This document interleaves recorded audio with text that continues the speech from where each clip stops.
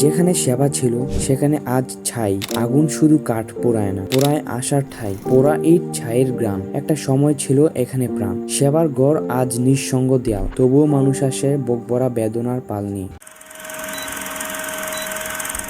আসসালামু আলাইকুম everyone, welcome to my new blog. I am RJ Mustakim. আজকে আমরা এসেছিলাম আমাদের মেহেরপাড়া ইউনিয়ন পরিষদে কিছু দরকারি কাগজপত্র নেওয়ার জন্য, কিন্তু এসে যে দৃশ্য দেখলাম সেটা দেখে সত্যিই কষ্ট লাগলো।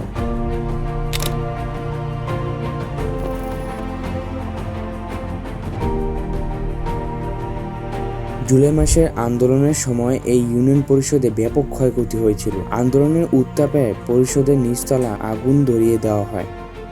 সেই আগুনে পুড়ে ছাই হয়ে গিয়েছে নিচতলার অনেক ঘর। অ্যাম্বুলেন্স সহ অফিসের প্রয়োজনীয় জিনিসপত্র সবই আগুনে পুড়ে শেষ।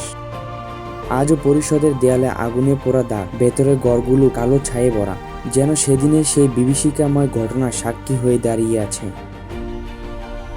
দোতলায় কিছুটা ভালো থাকলেও নিচতলা একেবারেই ব্যবহার অযোগ্য হয়ে উঠেছে। তবুও মানুষের প্রয়োজনে তো আর থেমে নেই। নানা প্রয়োজনে আজও লোকজন এই পরিষদে আসে, কিন্তু পরিবেশ দেখে খুবই খারাপ লাগে। কারণ এটা তো আমাদের সবার জায়গা, জনগণের সেবা পাওয়ার জায়গা।